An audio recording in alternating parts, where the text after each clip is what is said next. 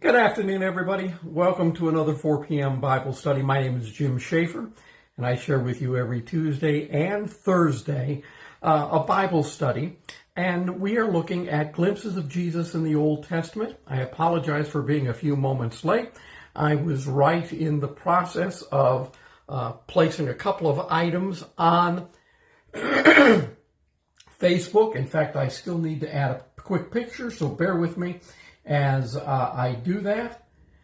This will be the picture of the book 2 Kings. And so hopefully you will have a chance to take a quick peek at that. Now, I placed, for your benefit, 2 additional cartoon pictures of 2 additional books of the Bible. Now, if you recall, we've been working our way through the Old Testament. We are at the point where Israel has demanded that they be allowed to have a king. God's plan was that he was to be their king. But the Israelites wanted a king like the other nations. God warned them about this, but gave in to them. Their first king was King Saul. We saw in our cartoon picture a king standing there who had no heart for God. He had a saw in his hand, and that represented King Saul. All right. The second king of Israel will be King David. And he is basically, we meet him in the book of 1 Samuel, but it is in the book of 2 Samuel that we really read about all that King David did. The picture for 2 Samuel is 2 sand mules on the beach, and a king is standing there. We can tell because of the crown on his head. We also know it's King David because he has a harp and because he has a sling representing David's battle with Goliath. Now, as we move through the Israelite history, again, we've been in first Samuel and second Samuel. By the time we come to 1 Kings, which is the continuation of the story, the emphasis is going to shift to David's son, Solomon. Now, Solomon was David's son through his affair with Bathsheba. Stop and think about that for a moment, how God took that sin and made something wonderful of it once David repented. But King Solomon had 3 things that we need to know, and they're all represented in the picture of 1 Kings, or that picture of Solomon standing there. The 3 things were wisdom, wealth, and women. Now, he, if you'll recall, asked for wisdom when God gave him a wish of anything he could have. And because he asked for wisdom, God granted him, greatness and wealth and everything else that is available to mankind. 2 things did Solomon in, and that was his wealth, went to his head, and the women. All right? He forgot about the laws of God. At any rate, we see that his kingdom is going to be split in 2. That's the bag of money that he's holding there that represents his wealth that's being scattered. But the tear represents the fact that his kingdom is going to be torn in 2. There will be a northern kingdom known as Israel. There will be a southern kingdom known as Judah. All right? Now, once Solomon is off the scene, we go through a litany of additional kings for both the northern kingdom and the southern kingdom. And we read about that primarily in the book of 2 Kings. In 2 Kings, our picture are 2 kings sitting on an island, all right? And it represents that both kingdoms will be taken into exile. In other words, the people will be removed from their hometown and they will be scattered. The first group that will go into exile are the northern kingdoms of Israel. And the thing we need to remember is all of the kings in the northern kingdom were evil. Now, I'm giving you broad strokes here, all right, to understand the flow of history. But all of the kings of Israel were bad.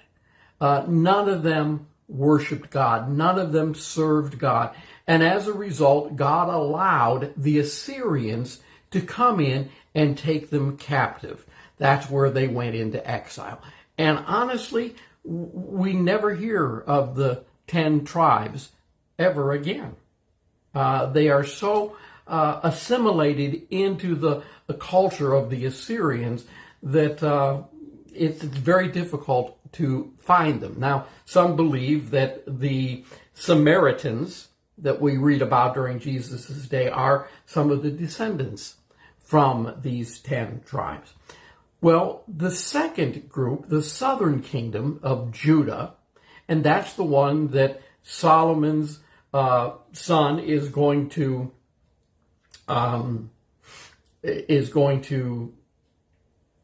be a part of, and the group of kings that will be a part of the southern kingdom will be a mixed bag. Some will be good, some will be bad. It is also during this period of time of 2 Kings that we meet some of the great prophets of the Old Testament. In particular, Elijah and Elisha, and they are both our next area of study. Elijah comes first, and he is a type of Christ. So there you have it. We've kind of moved through that history rather rapidly, but I want you to get the flow of the Old Testament. I see that Jeff is with us. Jackie Snyder is with us. Corey Schmidt is with us. My wife is here. And I know that others are joining us. Robin just popped her head in. Welcome, Robin. I'm glad you're here. And we're set and ready to go. Now, I did mention to you, and I got a really nice response about the question and answer sessions that we're going to be doing. And the first one will be during the month of July, and we'll do one of those. But start getting your questions ready. In fact, if you want to do me a favor, start asking your questions now. Put them in the comments. That way I don't have to, just talk off the top of my head. I can do a little bit of research into doing it. If you'd rather see me struggle and fail and fall and have difficulty, then just wait till the last second and spring it on me. But, if you really would like some more informed answers, give me a little bit of time and ask your questions in advance. Now, the word Elijah means my God is Yahweh. All right? My God is Yahweh. And of course, the term Jehovah comes from that term Yahweh. And Jesus' name means Yahweh is salvation. And so the very first thing that we notice between Elijah and Jesus are the similarity in their names. And again, Elijah is a type of Christ, a foreshadowing of Jesus, a glimpse of Jesus, as we're using that term in our study here. Our text for today is found in 1 Kings chapter 17. 1 Kings chapter 17 gives us the first glimpse here of Elijah. And it tells us a fascinating story in chapter 17, starting in verse 1. Let me share it with you. Sometime later, the son of the woman who owned the house became ill. He grew worse and worse and finally stopped breathing.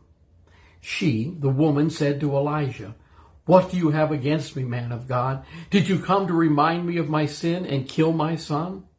It's an interesting way to deal with a tragedy, isn't it? To blame the prophet of God. And Elijah responds, "Give me your son." He took him from her arms, carried him to the upper room where he was staying, and laid him on the bed. Then he cried out to the Lord, "O Lord my God, have you brought tragedy upon this widow I am staying with by causing her son to die?" Isn't it interesting? The woman blames Elijah and Elijah blames God. Isn't that typical of the human race? We're always looking for someone to blame. At any rate, it then says, then he stretched himself out on the boy 3 times and cried to the Lord, O Lord my God, let this boy's life return to him. And the Lord heard Elijah's cry, and the boy's life returned to him, and he lived. Now, fascinating story. It's not the only time in the Bible that we have seen an individual that was dead come back to life. But we have to admit, a very strange story here about Elijah, the Tishbite, the prophet of God. Now, Elijah lived during the reign of one of the most infamous kings in Israel's history. Anybody know what his name was? This is an opportunity for you to get involved. Go ahead and jot down what was the name of that king who was in Israel at the time. Again, this is a northern king. And what is his name? Anybody got any idea? I'm giving you opportunities. See, you're going to be asking me questions. I get to ask you questions. Jeff, you're right. It's Ahab. Anybody remember his wife?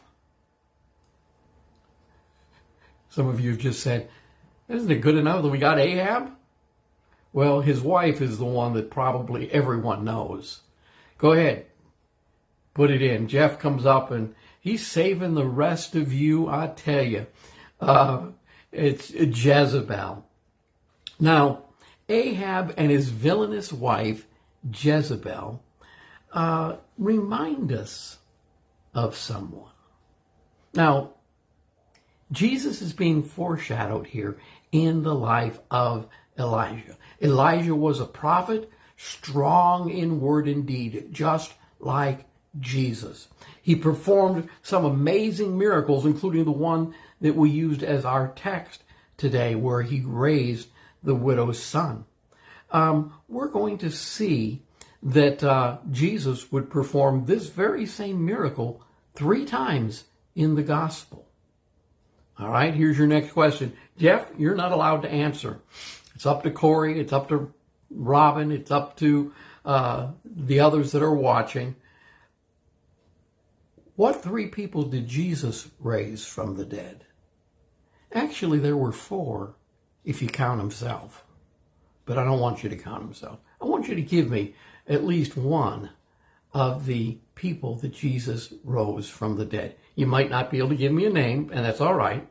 But who were the 3 people that Jesus raised from the dead? Name them. Go ahead. While you do that, I'll take a drink.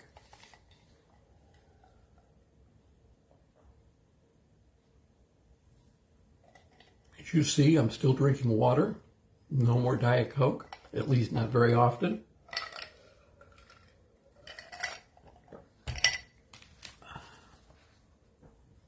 Someday somebody will look back at these videos and they will say, Pastor Jim is drinking water? That's not the Pastor Jim I know. He always had a Diet Coke. What kidney failure will do for you. Hey, John, it's nice to see you with us again. All right.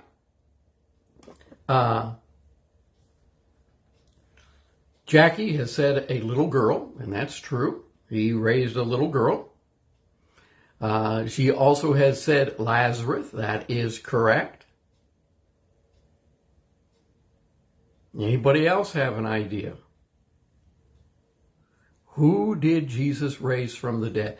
The little girl was the centurion's daughter. All right. And if you remember, a servant came to Jesus and said, that the centurion's daughter, the captain of the guard, is ill. Can you come? And Jesus went. But as he was going, someone else came up and said she already died. Jesus went anyways and raised her from the dead. Lazarus was the 3rd person that Jesus raised from the dead. Who was number 2? Who was number 2? And it's interesting that you missed that one, because it is almost the exact parallel. Tabitha, not quite right. We'll see that by the apostles later on. Or was she the little girl? I don't recall, but that's not an extra one. Who was the extra one? Go ahead, Jeff. If you know, go ahead and you're allowed to jump in now, since I said you weren't allowed. Anybody know the third one? Very similar to this passage we just read in the book of 1 Kings. So it's a son. It's a widow woman.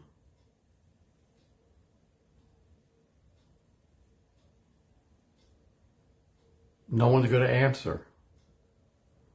Y'all just trying to make me look bad, aren't you? Y'all are just, you're going to give me a hard time today. The woman was on her way to Nain. Her son had died. They were carrying the casket. And Jesus stops the procession. And he raises the boy to life. All right? And so we see very much a similarity between Jesus and Elijah. The second area that I'd like to share with you that's a similarity has to do with Ahab and Jezebel. Now, Ahab and Jezebel remind us of another king and his wicked queen. And that would be 2 that were during the life of Jesus. And that would be King Herod and his wicked queen, Herodias. Now, this is during Jesus' time. And again, we know that King Herod was constantly looking to do away with Jesus. Just as Elijah was pursued and persecuted by the brutal monarchs of his day, so Jesus was forced to flee to Egypt, with his parents under Herod's death threat. Herod sent out a decree that all male infants 2 years and under should be killed. And so we see that Jesus and his family flee to Egypt. Now, angels warned Elijah, hiding in Sinai, and Jesus' family hiding in Egypt to flee. And so we see a similarity between the two. The third item is Elijah spoke and rain in Israel ceased. We find that story in 1 Kings chapter 17, verse 11. Well, in the same way, Jesus exhibited amazing control of the elements of nature as he changed water into wine at the wedding in Cana. He walked on the Sea of Galilee. He calmed the ferocious storm. Elijah showed miraculous power dealing with storms in 1 Kings chapter 18. Both Elijah and Jesus reveal God's sovereign power over the natural world that he created. And so we see again a glimpse of Jesus in these miracles with Elijah. The fourth similarity concerning Jesus and Elijah is their ability to miraculously multiply food to satisfy the hungry.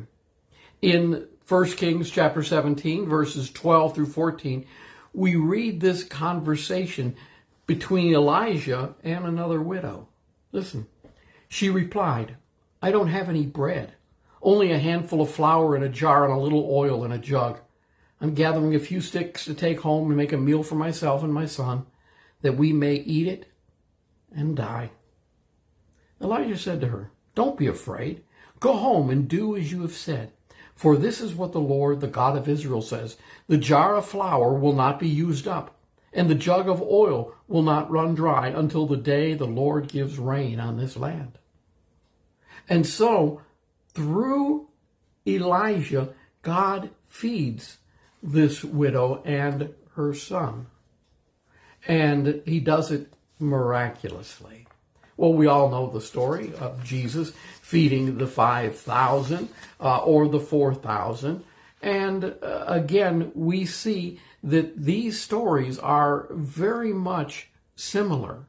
And we see that God takes care of them. You know, when Jesus fed the 5,000, they collected 12 baskets full of leftovers. And again, this woman has not only what she needs for that day, but for many, many, many weeks and months later. The fifth similarity, both Jesus and Elijah demonstrated great power against false prophets and teachers of the day. Now, one of the top stories when we talk about Elijah is how Elijah called down fire upon the sacrifice, and the prophets of Baal weren't able to do so. If you recall, they build a sacrifice, and they put the bull there, and they cover it with water, and the priests of Baal call on their God to bring fire, and Elijah turns to them at one point and says, maybe your God is at the bathroom. At any rate, we see God does answer by fire. Jesus caused false and evil spirits to come out of those men and women that they had inhabited, and was able to read the minds of the false teachers, some of the scribes and the Pharisees who regularly pestered him. Well, again, we see that similarity between what Elijah was able to do and what Jesus was able to do. And finally, really it's not finally, but it's the sixth one, and maybe the most important similarity between Jesus and Elijah. And that is both Jesus and Elijah were taken bodily up into heaven. Stop and think about it. Elijah, according to the Bible, went up into a whirlwind in view of Elijah and his disciples, found in 2 Kings chapter 2, while the Lord ascended into heaven in full view of his disciples, found in Acts chapter 1, verses 1 through 11. So both Elijah and Jesus ascend into heaven in front of their disciples. Well, a couple of other similarities that I'll just share with you very quickly. They both uttered prophecies. They both fasted 40 days and 40 nights. They both fearlessly denounced sin, and they both had disciples. And so we see the other similarities between the two. Now, we really haven't done Elijah justice. There are so many wonderful stories. But again, the purpose of our study here is to show glimpses of Jesus in these Old Testament characters. Things that they do that will remind us of things that Jesus does.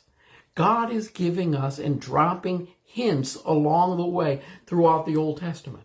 The whole structure of the Old Testament is someday the Messiah will come. That's the promise that started all the way back in Genesis chapter 3, verse 15. Do you recall how God said that, the seed of the woman will defeat the seed of the serpent? Again, that's the Messiah that will come. John says Elijah was one of the few to beat death and be called into heaven while still alive. Correct? That's absolutely correct. And it's interesting that we see Elijah in the New Testament. Can anybody tell me where?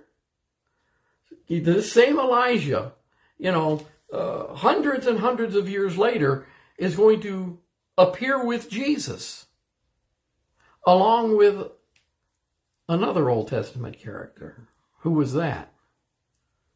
I'm trying to give you guys the opportunity to answer questions today. The Mount of Transfiguration, that is correct. Jesus appears with Moses and Elijah, that is correct. And so again, we see some similarity there between Jesus and Elijah. Very good. You're all right. Very proud of you. All right, so that's the end of our time here today. Again, just remind you that we'll continue with our Bible study next week. However, Tuesday is July 4th. I will not do a class on July 4th. My wife has that day off. I'm going to take the day off. So, no Bible study next Tuesday. We will have a Bible study on Thursday, and we're going to look at Elisha. All right? Not the same person as Elijah, Elisha.